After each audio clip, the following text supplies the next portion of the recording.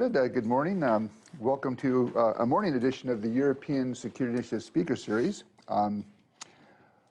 We've talked a lot over the last year and a half in this series about Russian hybrid warfare against the West and the kind of challenges that it provides. And we've talked specifically about, in a couple sessions, about Russian both cyber conflict and disinformation efforts target the United States. But today we're going to shift to Europe and look at Russian disinformation, Russian fake news, directed at the Czech Republic, but also look at the question, do we understand, A, properly what the Russians are doing, and B, are we responding in the right way? And in fact, I think the speakers raised the concern that perhaps some of the response may in fact have the unintended consequence of undermining Western democratic values. So I'm delighted that we have two speakers today, both originally from the Czech Republic. We have Dagmar Rychnovská, who's the Marie Sklodowska-Curie Fellow at the Institute for Advanced Studies in Vienna, and she has a PhD from Charles University in Prague. And we have Mykola Smetana. He's a research associate and assistant professor at Charles University, which is also where he received his PhD. But with regards to us, he's also a visiting scholar this year here at CSAC. So let me give the floor to you, and please. Thank you so much, and thank you for this kind invitation. I understand that the topic of disinformation, Russian hybrid warfare, is a big topic in the United States as well, and as a part of this seminar series included. And hopefully, we'll try to provide a little bit different take. I mean, our country has some very specific, let's say, very specific response to this whole problem. But it may tell you a little bit more about what is going on in Europe, and maybe there will be some interesting parallels to United States as well that we can later discuss in the Q&A. So how did we get here even to this topic? This article eventually made quite a splash in the public debate. It was shared a lot on social media, spurred a lot of discussions online. And these discussions were quite vigorous. Both I and Dagmar, and also some of our like-minded academic colleagues that decided to react, were accused of being either traitors or in the service of Moscow, or at least some useful idiots that are kind of helping Kremlin to achieve its plan in the Czech Republic. And the debate, of course, going on. There were some people who were standing behind us at the same time, and well, it was. We spent a couple of weeks basically answering emails, giving interviews, doing answers on Twitter. We were joking that it's kind of funny. It's a topic that we didn't have until then that much experience with. Of course, we did a lot of research on norms and about discourse and securitization and similar things, but hybrid warfare wasn't really our specialty. But if we compare it with our normal standard research that we do, that was by far our biggest impact that we did, and we probably cannot really exceed it with our usual articles that are usually read by a couple of academics around the world, but not really by that many people. So we have first-hand experience about the intensity of the Czech public debate on this issue, and today we would like to discuss here how did it happen that the Czech media, experts, and politicians became really obsessed with this whole concept of hybrid warfare. What are the unintended consequences of this very dramatic militarization of the Czech public debate on disinformation, and what we think would be a better way forward, a little bit more constructive and meaningful way. First, let me provide you with very brief, some basic historical context that maybe makes Czech experience with Russia somewhat specific. As all of you surely know, after the end of the Second World War, Czechoslovakia has become a part of the Eastern Bloc, eventually to be invaded by Warsaw Pact troops in 1968 to suppress a liberal movement known as Prague Spring. And Warsaw Pact troops stayed in our country until the fall of the Iron Curtain. In the 1990s, we oriented ourselves towards the West, entered NATO, eventually the EU, and at the time, for a majority of the Czech elite, including many politicians, journalists, businessmen, Russia has sort of become a symbol of an enemy we are running from at the time, and that we want to distance ourselves from. Czech Republic in general tends to be quite Eurosceptic and a little bit more pro-Atlanticist. So for many Czech elites, the choice was kind of clear, like this binary choice. On the one hand, there was United States, which was a undisputed ally and democracy.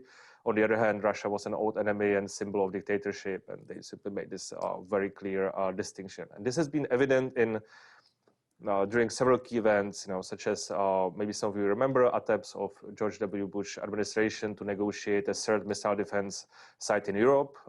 For me, who's doing strategic studies, is interested in nuclear weapons issues and ballistic missile defense, of course, this was also strategic issue and something that I was following a lot. But in the Czech context, this basically became a debate only about political orientation of the country. People who were pro-West, Atlanticists, were simply saying that we have to accept this missile defense site without any questioning, and this is the right thing to do because we are allies with the United States. And then there were people with pro-Russian sentiments who rejected it right away, and there was a big debate in the country around this. Eventually, this whole plan didn't work out, and many people still hold many grudges about this whole issue. But that would be another big topic. Anyway, in this particular context, the occupation of Crimea by Russia in 2014 really mobilized these anti-Russian elites and led to the establishment of Russian hybrid warfare as one of the existential threats that we are facing and that we need to actively address. This concept of hybrid warfare has very quickly become a common term in the vocabulary of Czech journalists, politicians, and bureaucrats. We've decided not to use PowerPoint today, so we don't have graph, but we are just checking yesterday an analysis of our colleague who was simply seeing how very quickly it spiked, and it becomes such widely used in every language in media that basically at the time everything connected to Russia, not even that Russia has been doing, but somehow any activities that was somehow fitting Russian narrative started to be basically called part of the hybrid warfare. Yeah. So I remember we were, before trying to look at some of these most absurd cases, but in one case there was this big article where, I don't know, there were some drunk Russian roadies on a stadium, basically fighting because their team lost or something like that. And it was like Russian hybrid warfare through sports events, etc. So this kind of news started to be quite common in newspapers. And altogether, many of these elites, journalists, politicians, people in the administrative started to or managed to construct a very clear narrative that has been dominating the Czech public debate on disinformation until now. And the main tenets of this narrative are kind of simple. First, this narrative says that Russia has launched a strategic, very coordinated and very well thought hybrid warfare campaign against the West with the aim to undermine Western democracy and once again dominate Eastern Europe. Second, that in the case of Czech Republic, the forefront of this battle are social media, where Russian trolls are strategically spreading disinformation and confusing our citizens into believing false disinformation and thereby weakening the trust vis-a-vis Western policies and values. Third, that to combat this, to react, we need to actively correct this misinformation and provide our citizens with an objective story, what's going on in the world, to tell them what is actually happening, to tell them what to think. Fourth, since hybrid warfare is an existential threat to our country, we need to clearly identify who is the enemy, who are the allies, who are the traitors among us, who are helping Moscow to spread disinformation. And fifth, since this is an actual war, we need to use exceptional measures to protect ourselves, even if it means, for example, giving up some of the freedoms we have been enjoying so far, because in war, you are actually willing to give up some freedoms. And this narrative was also institutionalized in the form of the new Center to Combat Terrorism and Hybrid Threats, and the concept of hybrid warfare made its way to the key strategic documents in our country. In addition, what we saw was the involvement of voluntary so-called fighters who would dedicate their time on the internet to combat Russian trolls, to identify traitors, people who are spreading disinformation, and to provide the citizens with the right version of the current events. Some Czech journalists and think tanks have been also regularly dedicating their activities to publicly identify problematic media that people should avoid. Some of these media would be actual pro-Russian sites that, for example, make business out of spreading scandalous disinformation, because when people click on them, they make money. But they also regularly targeted, just left-wing oriented media that, for example, allow to criticize our allies, such as the United States, and thereby allegedly help spreading the Russian narrative and, in consequence, help help Moscow to undermine Western democracy. So very often you had these very obvious crazy disinformation webs entangled all together with, let's say, left-leaning online servers who have been, simply having a different ideology, not really pro-Russian, but from the perspectives of these fighters, let's say helping the Russian narrative to be spread. And what is important to state here, that this narrative has become so prevalent in the Czech public debate that it basically did not leave any space for any middle ground or alternative narratives. As it happened, either you were liberal, pro-EU, pro-NATO person that accepted that we are in war with Russia and Russia is an enemy, or if you didn't agree with that, then you were pro-Putin, anti-Western enemy of democracy. In the best case, you might have been a very confused person that is still helping Kremlin to achieve its goal, but that may be the only thing. Okay, thank you so much for the introduction and for the historical and political context. Now I'll try to bring this Czech narrative in an even broader context, and then formulate certain critique or try to problematize this narrative.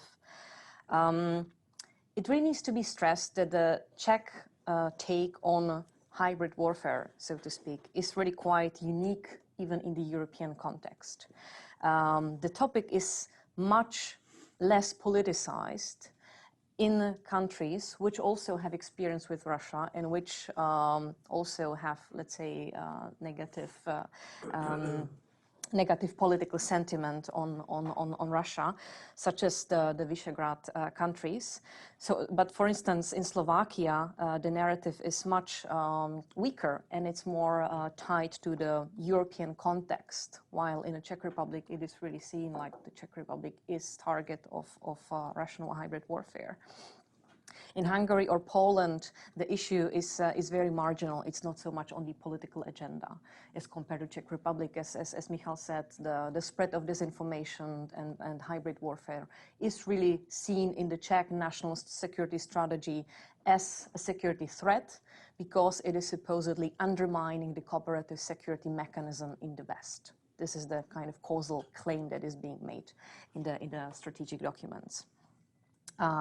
In other European countries, the topic of fake news and disinformation is on the political agenda as well, but rarely is it in such a strong security language. For instance, Germany is very active in fighting fake news, but it does it in a more, I would say, complex legal, bureaucratic way. So they have, for instance, a law against fake news. They have cyber and information domain service in military. They focus more on strategic communication with the public, civic education, fact-checking, and so forth. But it's more, I would say, complex response to this problem rather than just the military framing. So. The militarization of the whole narrative of what's going on is what we would say is very specific about the Czech debate. So if you look at it from broader context, what this militarization does. What does this militarization do? Sorry.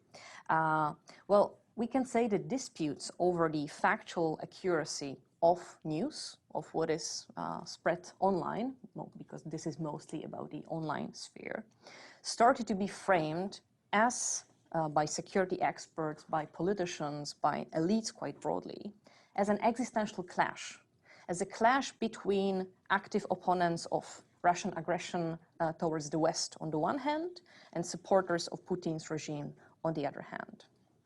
And while, as we mentioned before, we believe that Russia has certainly acted against international law in its action towards Ukraine, as well as in other contexts, and it is involved in many respects in foreign influence operations towards Western countries, and it in some ways intervenes in internal affairs of other states. We believed that this militarization of public debate is simplistic, and it doesn't really help tackling with the issue. So it's not only problematic, but it also has negative effects, which further we can say, worsens the whole situation. So why do we think that this is a problematic way of understanding disinformation and the relationship to Russia? First, we believe that this narrative overlooks the highly complex reasons behind the popularity of so-called disinformation. I would say we need to ask, why is there a social demand for such news in the first place? Why do people want to read what is basically anti-elitist, anti-system interpretations of domestic affairs, international affairs, right? So why is there this demand for fake news in the first place? And I think we really need to unpack and understand the social demand for these narratives in the first place. Second, this type of framing hugely overlooks the ongoing social technical transformations which shape the production and consumption of news. We live in a very fast news era when there is a huge pressure towards producing news basically real time, which of course leads to many mistakes. Certain time pressure doesn't allow the journalists to properly check what they write about. So there are many instances of, let's say, lower quality of news, which could confuse people. At the same time, we can see that traditional media have lost the monopoly on producing the political narrative about what's going on in the world. There is no longer a couple of newspapers which people follow and which inform their worldviews, but people either don't care about following news in the first place, or everyone follows what they like. And this eventually leads to way more, let's say, disintegrated, very like individualized take on news. Everyone consumes news of their choice from the sources that they like. So there are many narratives about what's going on in a society. Third, we believe that this framing of disinformation as a symptom of hybrid warfare, Russian-led hybrid warfare, is highly polarizing.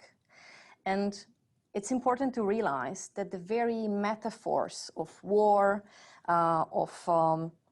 these military metaphors, we are at war, we need to fight disinformation, we need to defend ourselves against Russia and so forth. These metaphors, this kind of language is not innocent, but it changes our way of thinking about these issues, right? And especially it channels the attention to solutions which are urgent, which are short-term, which are radical, we can say.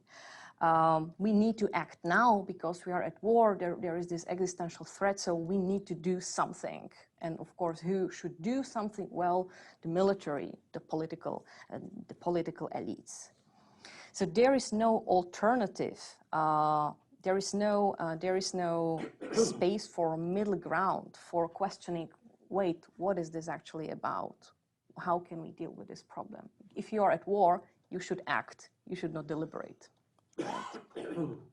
So this militarization, we believe, really pushes away any possibility of broader discussing the issue, as I would say our intervention nicely shows.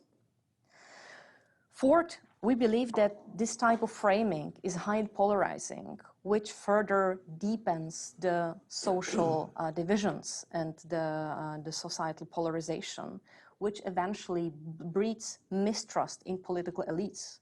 So those who consume the supposedly fake news are seen as traitors, as some kind of undereducated people, let's say second-class citizens who just do not get it right, which of course triggers further mistrust against political elites, against traditional media, and so forth. And this further contributes to the popularity of the conspiracy theories and all these alternative media websites. In effect, we believe that this is what destroys or contributes to destroying the free democratic debate, because we now have these two camps which cannot really speak to each other.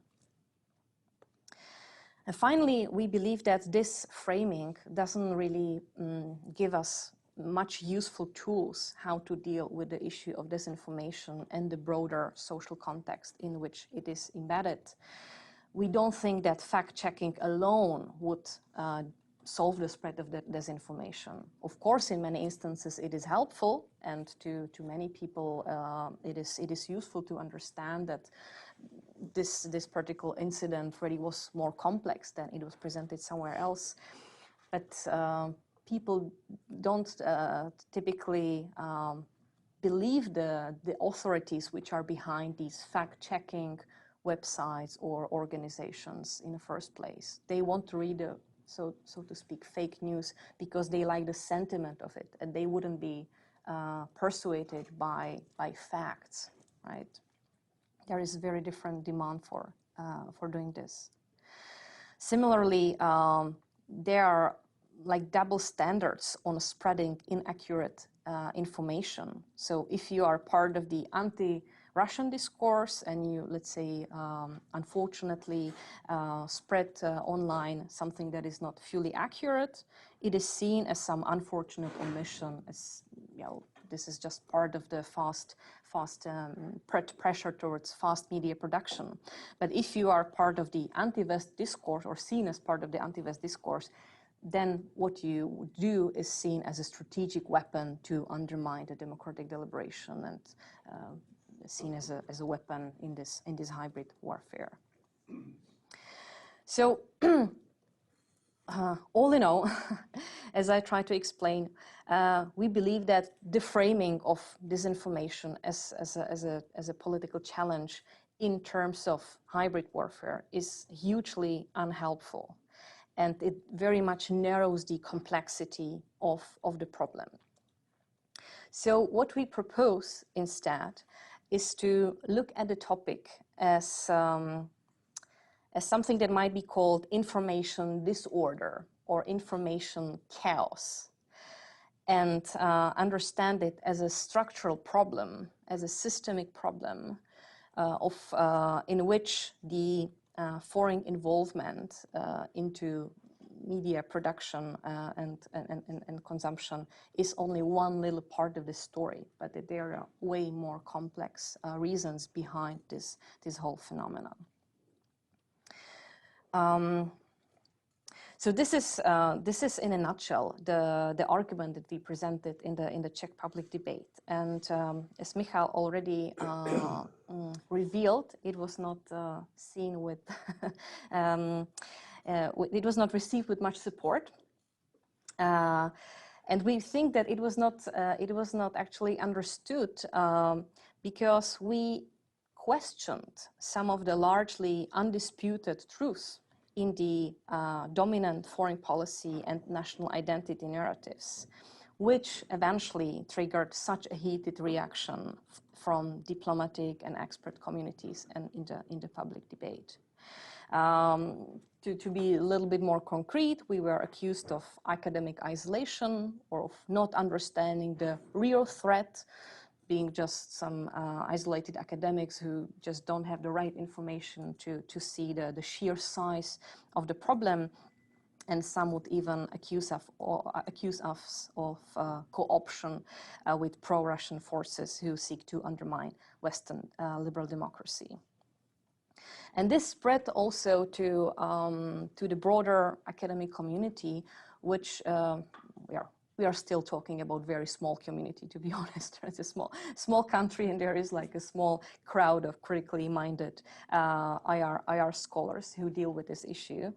But these academics started to be seen as problematic, as not proper experts, as not trustworthy experts, which eventually affected how people are able to access public events or do field research, So if you want to really dig deeper into this topic and understand better what's going on in the Czech Republic, the relevant actors do not really trust you because you are already labeled as the problematic academic. Right? It's a small, it's a small country, so this becomes very easily very personalized. And we believe that this is hugely paradoxical because on the one hand, we hear the alleged pro-Western camp mobilizing against hybrid warfare, who basically claim that they are defending the democratic values and Western liberal democracy. But at the same time, they are able to suppress voices in the public debate, which we can see, which we believe that just seek to broaden the debate and bring some new insights to it. So in the attempt to defend democracy, we believe that these hybrid warfare fighters are somehow suppressing democracy by not allowing open democratic debate and seeing this opening of the democratic debate as undermining the efforts to protect the Western values. So to conclude, we believe that the national security framing of disinformation is not helpful, and we need to go beyond that. And I think the way, or we think, sorry, the way to go beyond it is to recognize the complexity of the problem and the wickedness of the problem in the first place. That's why, as I said before, we suggest to look at it as an issue of information chaos and distinguish different dimensions of the problem. So first of all, there is, of course, the level of foreign policy and security policy dimension. So yes, there are some instances, documented instances of foreign influence operation, and we need to definitely check that. But we believe that this should be in the hands of security professionals, of intelligence, who have the tools to actually identify that. At the same time, we think that there's another layer, which may be called the political economy of new media. For instance, if you look at who is behind these alternative websites in the Czech Republic, it seems that to a great extent, these are run by local actors who either believe these, let's say, conspiracy theories, or who are purely economically motivated. It's a big business, right? as Michal said, like the clicking brings money, and it can be like just economically motivated. So we need to distinguish what is actually linked and somehow orchestrated by some foreign propaganda, what is run by local enthusiasts, we can say, and what is run purely on economic basis. Third, I think we need to understand the complexity of traditional media losing power and losing influence over forming the public narrative, and to understand new ways how people actually consume news and what it does to the formulation of public discourse in a country. And last but not least, as was mentioned, I think this really needs to be seen in a much broader context of the social polarization and of the growing mistrust towards political elites. And this is something that is way more complex, and to militarize this debate and to see people who have maybe legitimate reasons not to trust the government as traitors or idiots only deepens this polarization and only worsens the problem. So, thank you. All right, well, let me ask the first question if I could, because I think you've said some very interesting and useful things about getting the response to this right. And making sure that you, in fact, don't do more damage in terms of the response than the disinformation. But I didn't hear you say that there was no disinformation operation. I mean, you did concede that there were certain foreign influence operations. So if you had the power, how would you say that the Czech Republic should be responding to those operations in a way that avoids some of the excesses that you've expressed concern about? As I said, I think it's really important to be able to distinguish where is direct foreign influence and what is just media chaos, what is just coming from these unhappy locals who don't trust the government and who just want to believe in conspiracy theories because it provides a different framing of a different explanation of how the world works. Right. So I think this ability to distinguish where this comes from, I would say, is crucial in the first place. Yeah, we definitely agree that there are orchestrated information operations from the side of Russia. That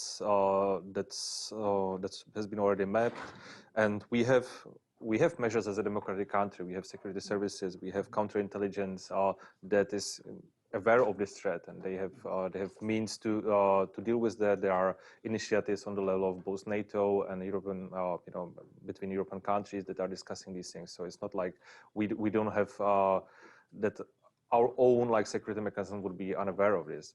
The big problem is that this is very frequent mistake to confuse confuse what is correlation and causation, right? Because we know that there are operations led by Russia, but we actually don't really have data like academic expert. Nobody really has data to know exactly to what extent these operations are, being orchestrated. We simply don't know it, and our position is we admit we don't know it. We simply know that there are something happening. But what has been mainstream in the Czech media is basically to simply see how many there are, how many pieces of disinformation there are, and just to match this, with Russian operations. So what has been claimed is simply everything is caused by Russia, right? Simply everything. And if you have this belief, yeah, then and you act on it, then of course you are acting on something that you don't know. You don't know the roots of the problem. You are simply making it simplistic, and you cannot have proper tools to deal with that. So yes, if there are actual operations by Russia, we have our own tools as a democratic country to try to deal with them. And plus, of course, there should be a public debate on how to deal with this overall general problem of disinformation in the media. All right. Well, let me open up to questions, and if please name, affiliation, and a question mark at the end of whatever you say. Okay. Norm. That's the hardest part. Yeah. My name's Norman. I'm in the history department here, and I'm also at CSAC. And thank you for your presentation. And I do have a couple of observation questions. The first is the polarization that you described is common in East Central Europe, right? I have more experience with Poland, and this particular issue of Russian disinformation, you're right, it's not the same as it is in the Czech Republic. But there's this horrible polarization which draws in academics, which inevitably has some academics being traitors, to the country. So you get this kind of mix, interestingly, of the polarization and academic life that is common to the whole region that you didn't talk about. I wonder if you could comment on that a little bit. And that polarization may well be, a fundamental factor. In other words, political scientists have words for this, but the variables may be the disinformation. In other words, the disinformation is not causing the argument about disinformation is not causing the polarization, but the polarization is causing this problem. And this problem in particular is being used in the Czech Republic. So that's the real puzzle. Why is it being used in the Czech Republic? And you offer, and not in Poland, and not in Slovakia, as you mentioned, and not in Hungary. And maybe part of the answer, again, I'm an historian, so it has to do not just with you know, the communist period, but also with the trends in Czech society that have been there for a long time to actually be pro-Russian. So maybe there's a kind of, you know, cultural battle going on. I mean, I'm just suggesting this, you know, you would know better than I, a kind of cultural battle going on that's deeper than the question of, you know, disinformation, not disinformation, but, you know, how you think about Russia, how you think about Russian investments, money that's coming into the Czech Republic, how you think about the West versus Russia. There's always an argument. I mean, you mentioned, you know, takeover after the Second World War and stuff, but that didn't come till a little bit later, right? I mean, there was the democratically elected Czech government, which was pro-Russian, you know, the whole Munich story, all of these things. I mean, does that fit into the story? I'm sorry to be so long about that. Can I? Sure. Thank you for this way broader context. I think this is super fascinating to bring it into this context. I think the polarization in the region is actually not so big if we think in terms of, let's say, social economic terms. I would say the Czech Republic is very, or like a comparably egalitarian society. There are no like massive economic differences between, let's say, the center and the periphery. I would say this is much worse in other European countries, both Eastern European and Western European. But what I think the polarization is about is something that some people call the conflict or divide between the globalization winners and globalization losers. Right? Those who benefit from the openness of the country, from being part of the West, those who travel and study abroad, or their children, and they just benefit from being part of this West, versus those whose lives have not changed much since communism, or maybe it got worse. They lost jobs and so forth. And this is, I related to the second question. I don't think this is necessarily geopolitical. I don't think this is necessarily divide between pro-US versus pro-Russian kind of support among people. I think it's more about pro-mainstream versus suspicious towards the mainstream. And being suspicious is not necessarily being pro-Russian. Right, so there are like different levels of of this. So I think we really need to look this polarization and how this feeds to disinformation and the other way around in more complex terms than just, let's say, symptom of West versus Russia. I would say it's more really like benefits from being part of the West, from being part of the open economy, changing political culture and so forth, versus not being part of that, not really benefiting from that. And there is a huge gap between this and being pro-Russian. So I would say that this is like more complex.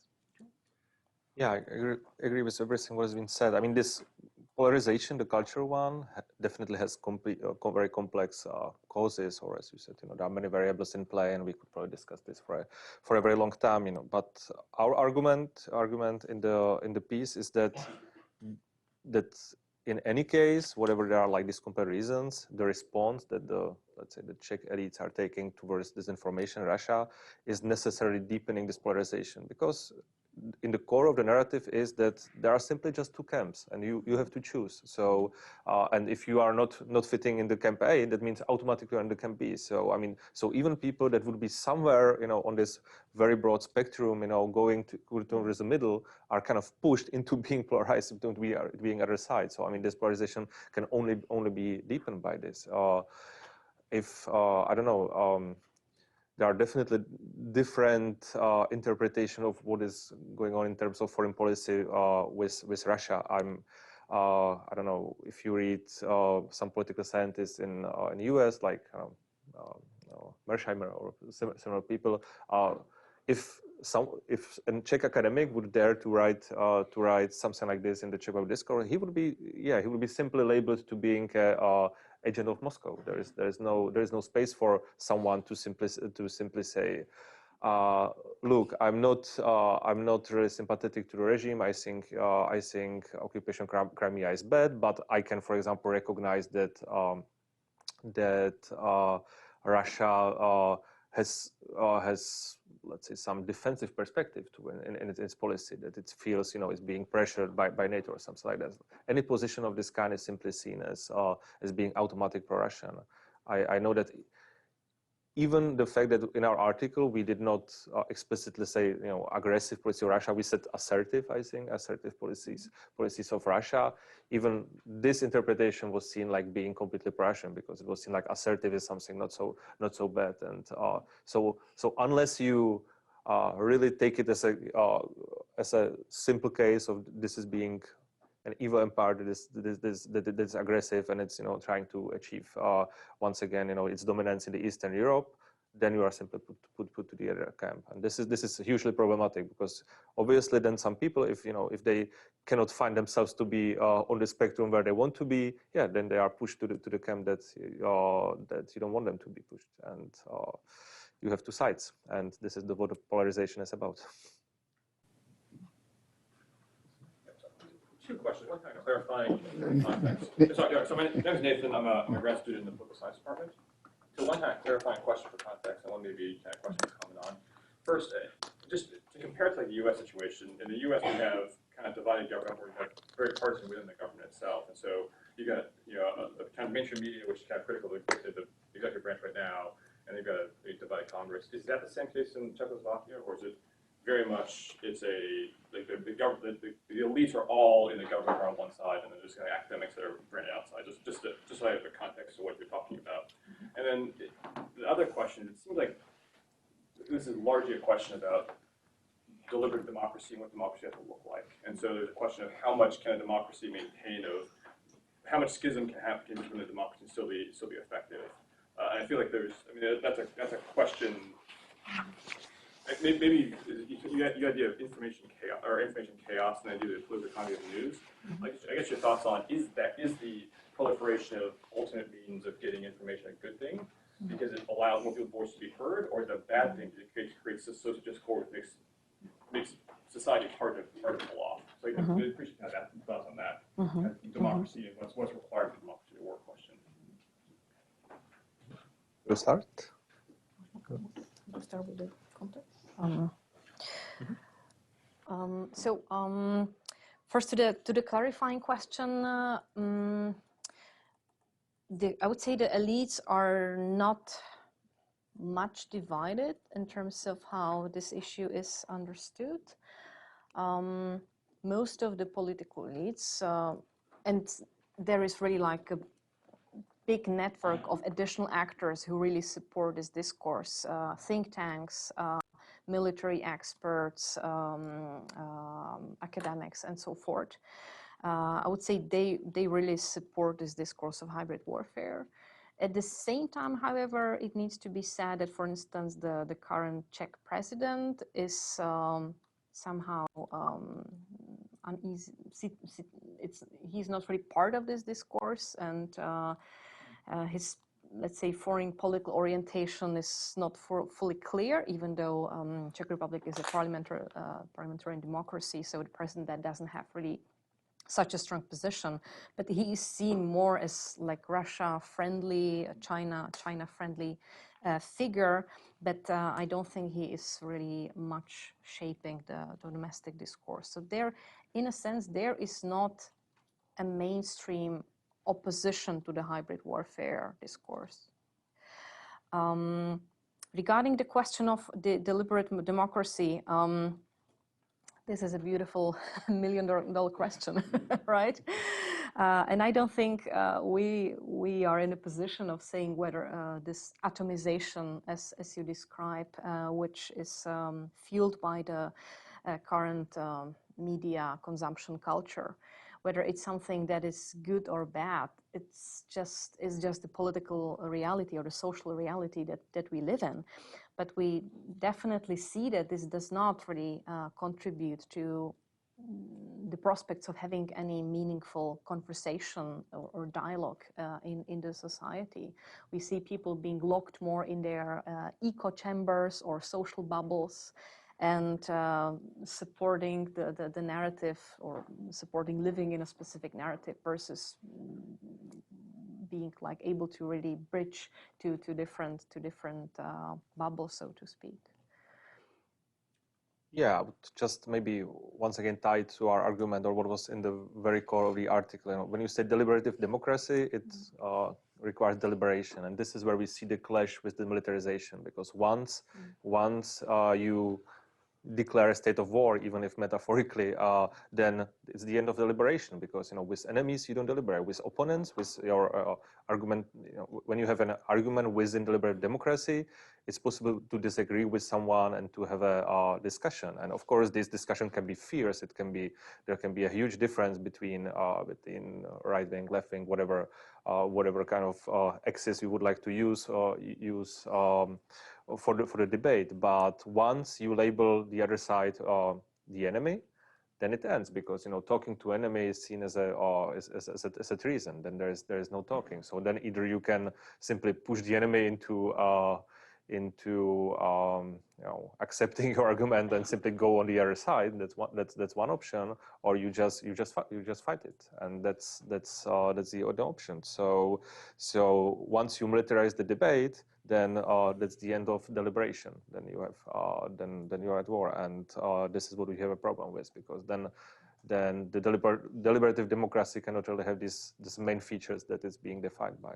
So, if I may add on this a little bit, I think it's really difficult to find or to build a middle ground in any kind of polarized, such deeply polarized debate, whether we talk about disinformation or climate change, or, I don't know, vaccination.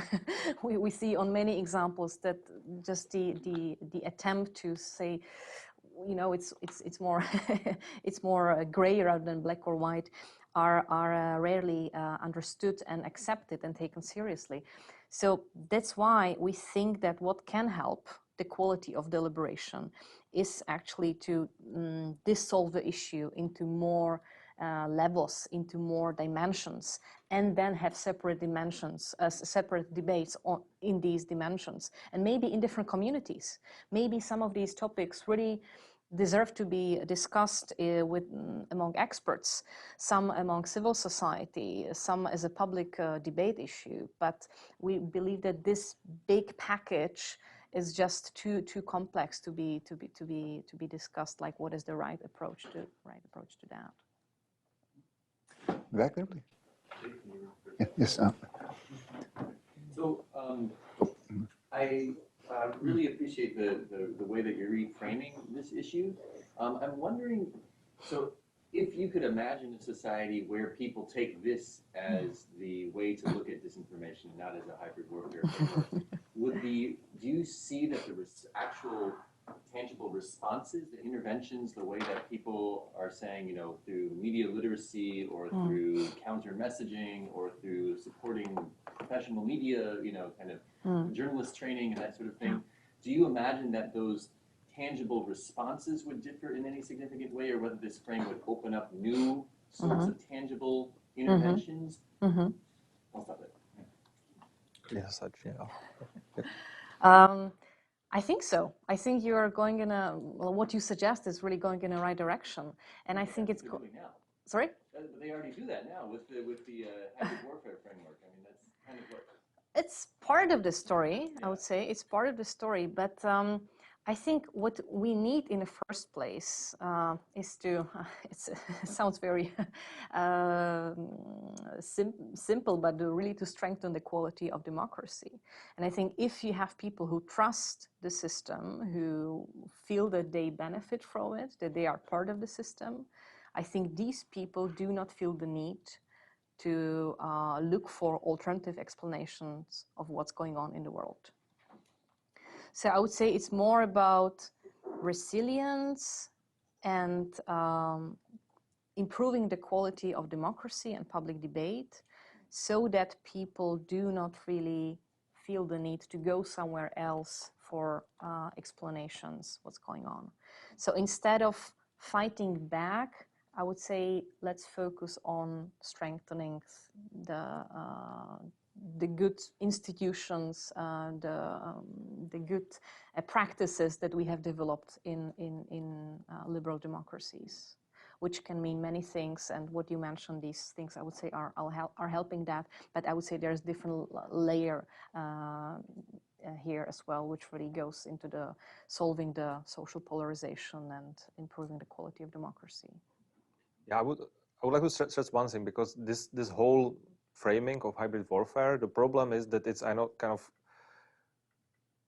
it's used a lot as kind of a cloak, or it's concealing a lot of like, let's say, possible things that are taking place. I mean, for example, if once we had an election that became highly polarized, and the candidate of the liberal camp actually lost in the elections, it was simply it was simply explained by Russian meddling in the elections, about these activities. Suddenly it's very simple. There's a disinformation, and we lost not because our candidate was worse, or the public was simply confused by all these campaigns, instead of actually realizing, okay, actually our previous policies actually did a lot of let's say caused a lot of problems for many people in different regions of our country. I mean, there have been successive, let's say, right-wing governments that did a lot of antisocial policies that many people in different regions are still very angry about, and they are very often voting for other candidates to kind of express their resentment with the previous policies. They are not necessarily always confused. They're actually realizing that I believe that here in this country you can have a similar effect in many aspects, that you have people who simply want to take a stand against the previous policies, and they just want to revolt against what was been before. And instead of sometimes realizing, okay, actually in our policies before we made some serious mistakes, and maybe we should be a little bit careful, there was a lot of corruption, etc. Then it's simply blame on Russia, and this is like a very simple explanation. Then it's very hard to actually improve the things that are really problematic. And once you have ordinary people not trusting the elites, then yes, they are more prone to look for alternative explanations of events, etc. So, and there is another thing that sometimes, I mean, it looks a little bit like that we are being resigned to this, but sometimes it just takes time to adapt. We are really undergoing a huge technological change that is unprecedented in many aspects. But there have been technological changes in the past as well, and people had troubles adapting. And from our standpoint, when we see back, we see that the society kind of adapted on it, but we don't see the particular years when it was still like everything was in an upheaval, and things were going in directions that nobody nobody was expecting. So, and we are actually, this is what we are experiencing right now. So I'm not saying this means not to do anything. We are actually like proposing many different like small things that can improve things, from increasing the trust in democracy and strengthening democratic institutions, and yes, helping with the media literacy, etc. But at some point we also have to realize that some things simply take time, and it's we would love to have like very simple, quick solutions to these problems, but sometimes the society really needs to adapt to these technological changes, and it will adapt eventually. But we should create an environment where the society can adapt better.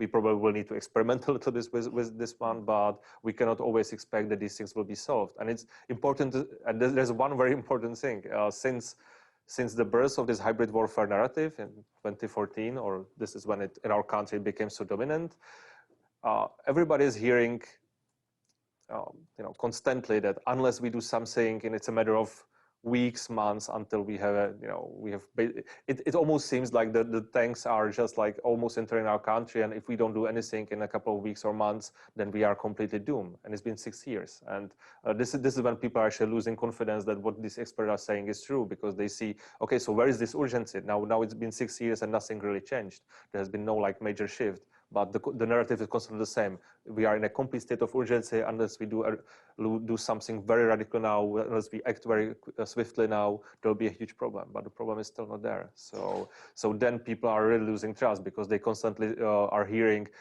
it's a huge issue. We need to act very swiftly, and the years are passing, and the situation doesn't really change. So yeah, so there needs to be some kind of patience at some point. Okay. Back there. Veronica Angel, I'm a fellow with the Europe Center. Thank you for your presentation. As academics, it is in our job description not to ignore complexity. Politicians do have in their job Emphasize simplicity. Shoot for simplicity and oversimplifying and trying to avoid all the gray and have only the black and white. Yeah. But what is your position about the international bodies such as NATO or Departments of Defense that actually have war as their sort of mission statement or in defense from war?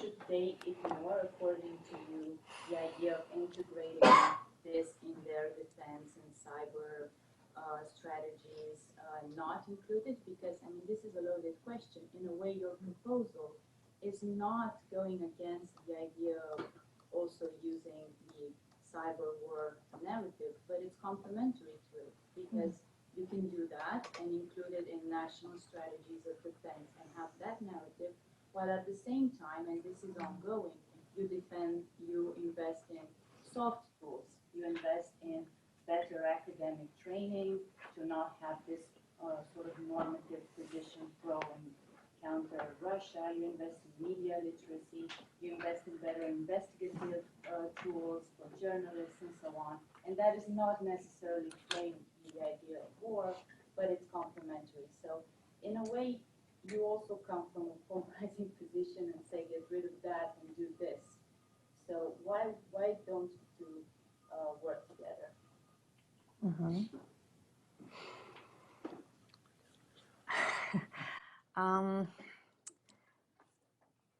I think I would start perhaps with the international bodies, and as you rightly pointed out, they already deal with the issue of disinformation and have taken the issue on the agenda in one way or another.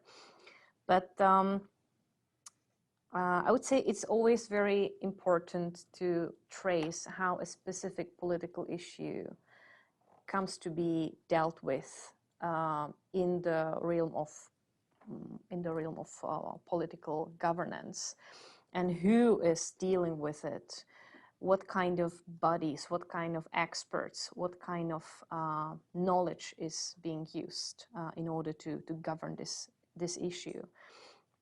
And to bring this issue into the realm of organization which is traditionally military oriented and has not only the language of war but also the practices of war fighting as the key mission, it does something to the topic, and it I would say shapes the way you can deal with the topic in the first place. This is like the way to institutionalize the militarization of disinformation if you give it to the hands of NATO or Department of Defense, right? This is you really just shifted to the realm of security and military by saying you should deal with it as if it is an issue of war. So I would be very cautious with that. I don't say that we should not consider this at all, but as we argued before, I think we need to distinguish different dimensions of the issue and which parts of the issue deserve to be dealt with by these military experts, by intelligence, by security professionals, both in the domestic context and as well as international context. But then there's a whole agenda which I think is unhelpful if it is dealt with by military experts who have certain type of approach to dealing with these issues and who have certain type of competencies which again shape how the issue will be dealt with. Yeah, I would not go against dealing the issue by international, let's say, security organization, regional security organization, but just let's be very cautious in terms of what part of the story is dealt with there? Yeah, I would just follow it very very quickly, and this is not really something we have been discussing that much in depth, but probably you have been discussing here in other seminars. The whole usefulness of this whole hybrid warfare concept and this whole idea, because yes, there are aspects of what we would call hybrid warfare that I absolutely agree. There are like highest military issues. If we are talking about occupying part of the country, I mean the whole issue of Crimea. We can discuss to what aspect this is connected with generally deterrence on the highest level of deterrence between NATO and Russia. This has been very well, like military relevant issue, or something has to be considered, by NATO and by particular states. That's for sure. The same goes if we go to like serious cyber operations that are targeting, let's say, infrastructure. That's absolutely something that has to be discussed on this level. Then you have a lot of let's say basic spying operations or this kind of stuff that once again belongs to specific security agencies that needs to deal with that. But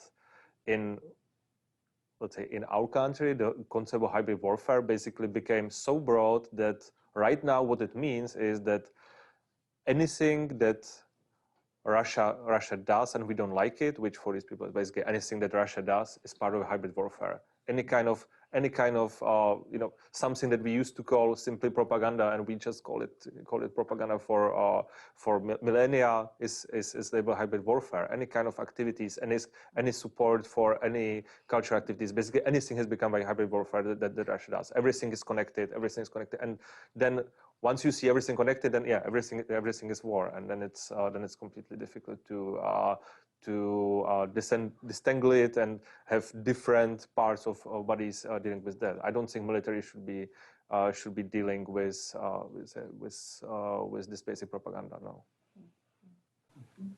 Yes. I was going to ask, Dathan Dubishan, I'm a graduate student in the international policy program.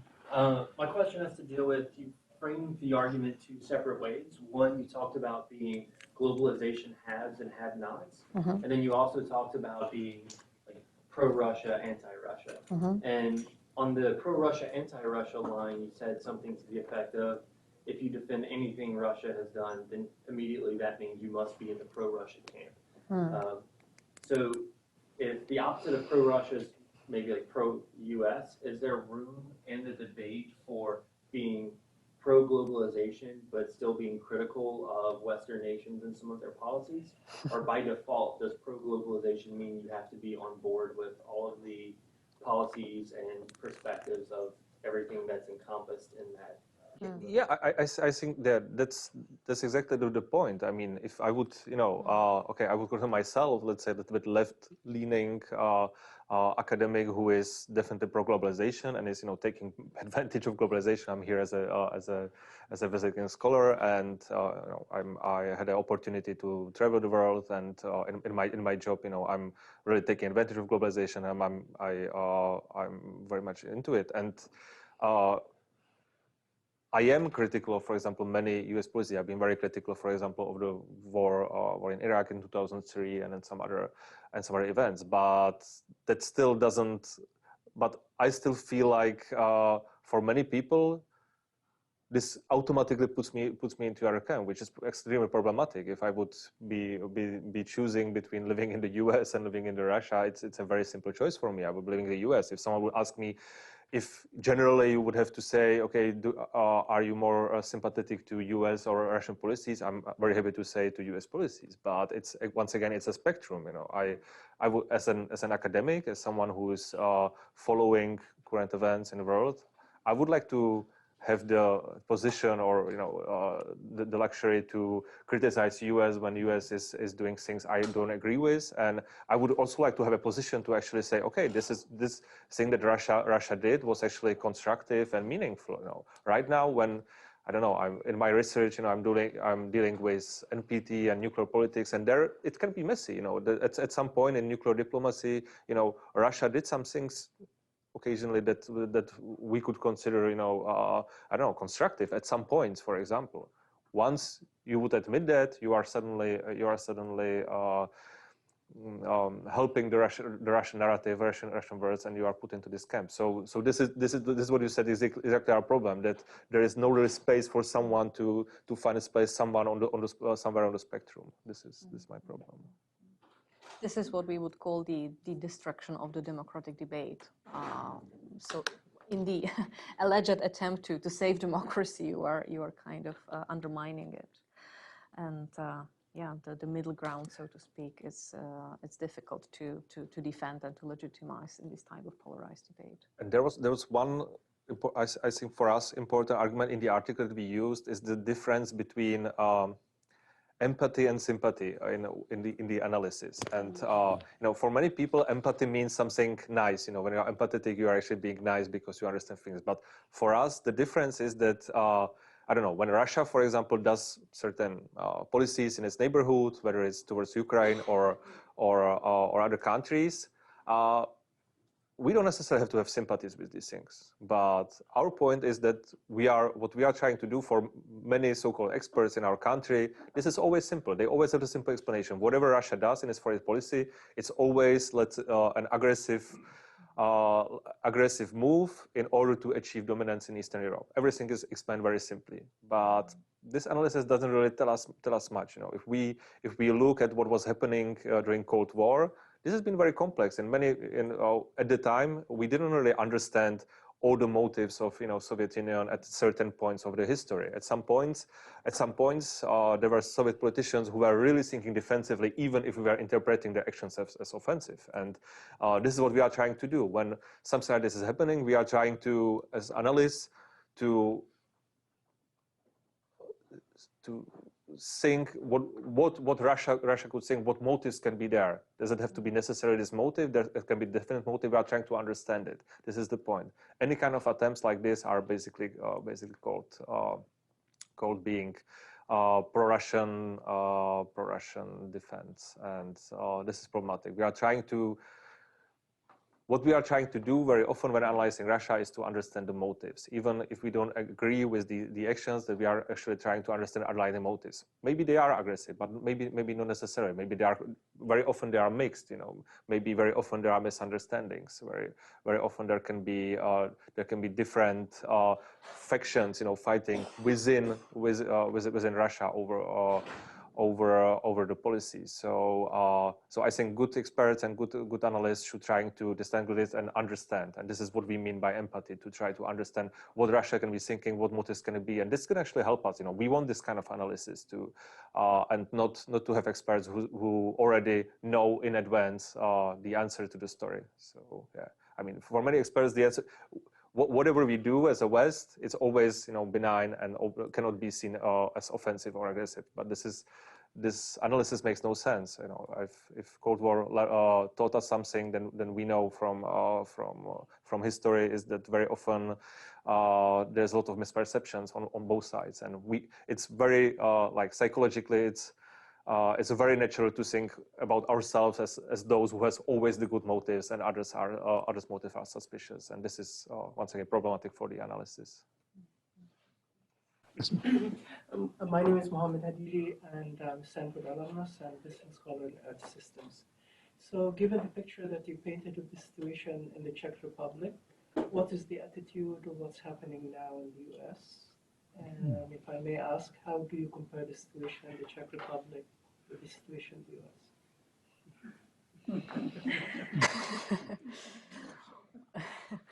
Well, it's because you did say that the situation in the Czech Republic was unique in Europe. So bring it across the Atlantic.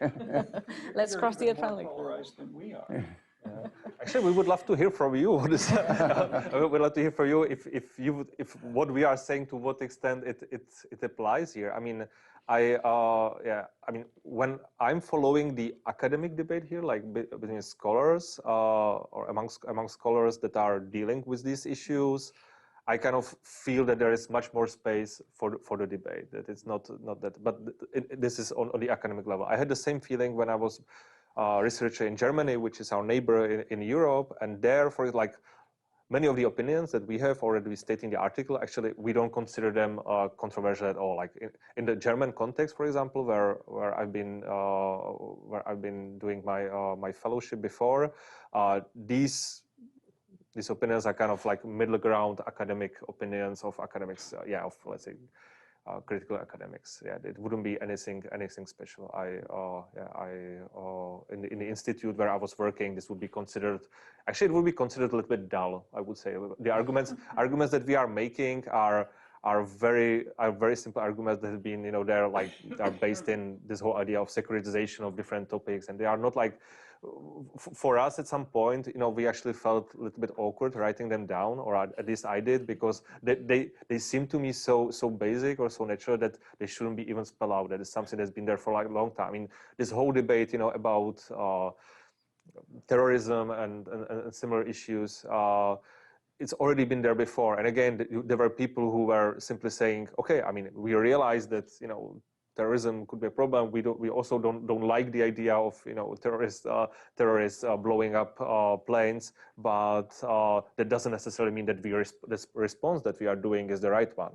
And this is an old debate. This has been there. So we are once again getting to just repeating these arguments all over again. And I think that after this whole after the peak of this terrorism debate in the US, many people actually realized that at some point the response just simply wasn't right, that it actually caused a lot of problems. And this is, it's important for us to learn from this, learn from the history and try to get the response as right as possible. And I think this nicely shows the role of the culture of the public debate.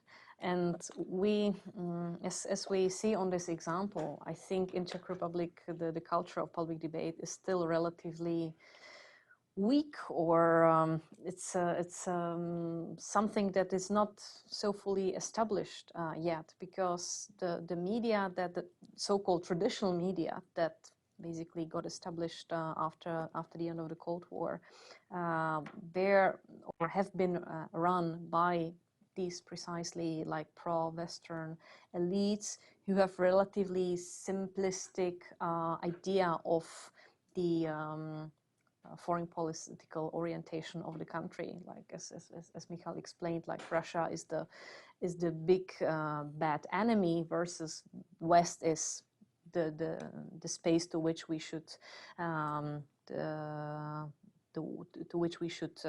join and agree with kind of everything.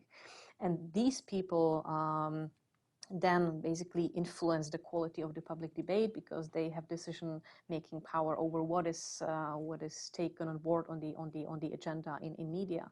So I think this is also an important variable that needs to be taken into account. So how the public debate is actually shaped, who is behind it.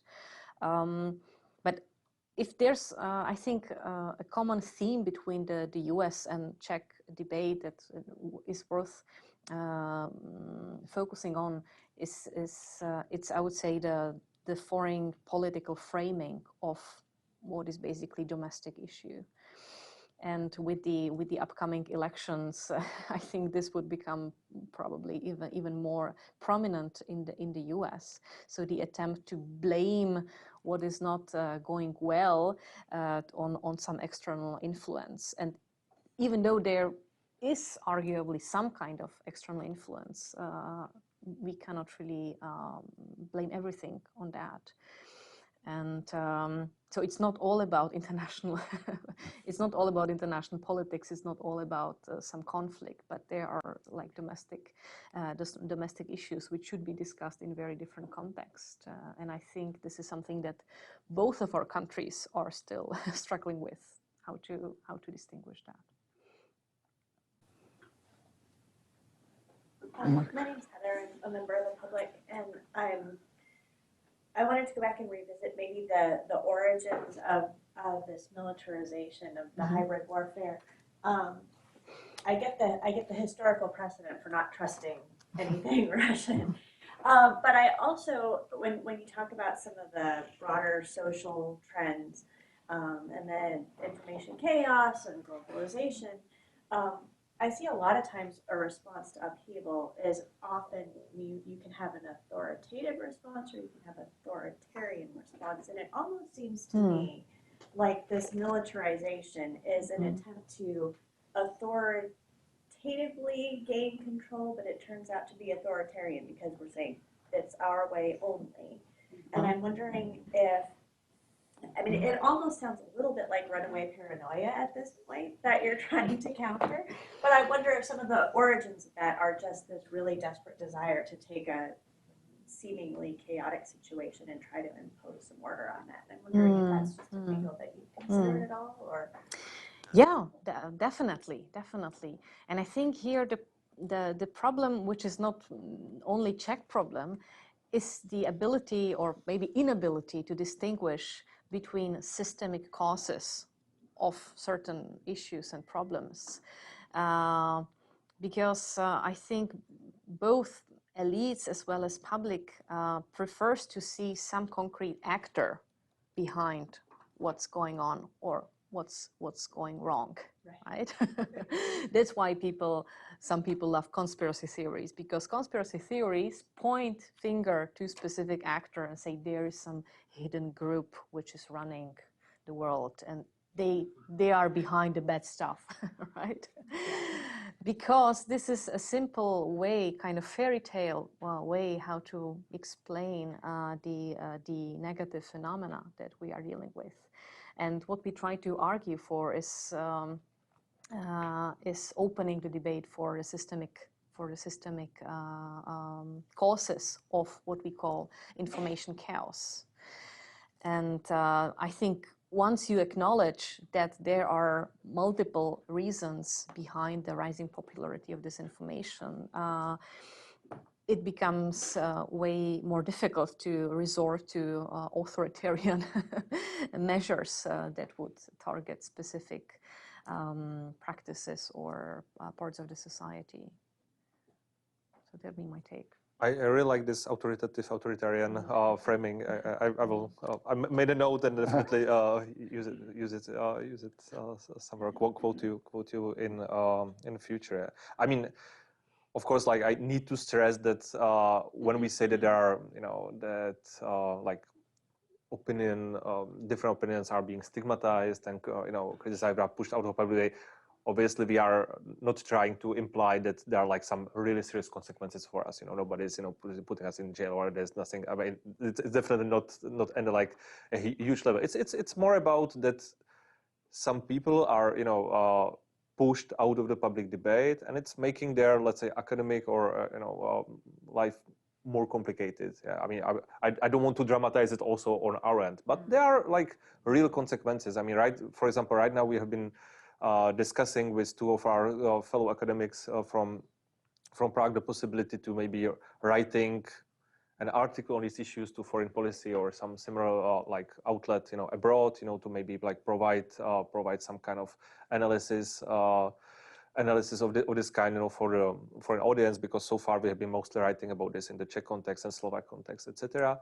But yeah, I mean, we have been discussing, and they actually told us like recently the way that, for example, their research on this on this issue is impacting them is kind of serious. I mean, they are part of an institution which is funded by the Ministry of Foreign Affairs, for example, like mostly, and there are people who are really like doing like a proper backlash against them, and this could have like serious consequences, for them as academics, for the institution, both in terms that they are being denied, access to public institutions for interviews and something that is necessary for proper social scientific research, but there can be like increased critique from ministry, and there can be like financial implications. Things like this are happening, and this is this is not negligible if you want to do your job properly as an academic. So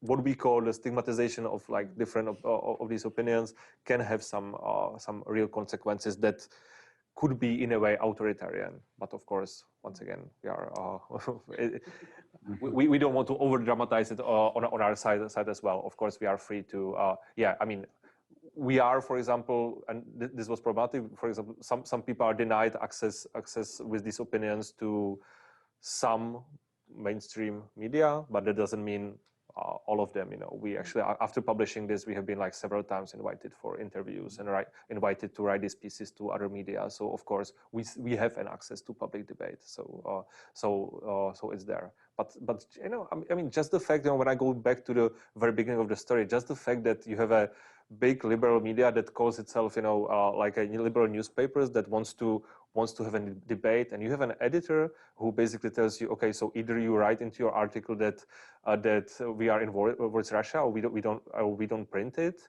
This is a problem. If obviously he would say, I don't like the article, it doesn't fit us. Sure, I mean, we as academics, we are used to rejection letters. Like every one of us is, constantly being rejected from such journalists. Absolutely normal thing. And I mean, I think it's one of the things that we are kind of used to, or it's part of our job in a way. But if this is a response you get from a big liberal media that calls itself, that is promoting critical thinking, then I feel there is something wrong in the public debate. This shouldn't be an answer from the editor. So yeah. Okay, last question.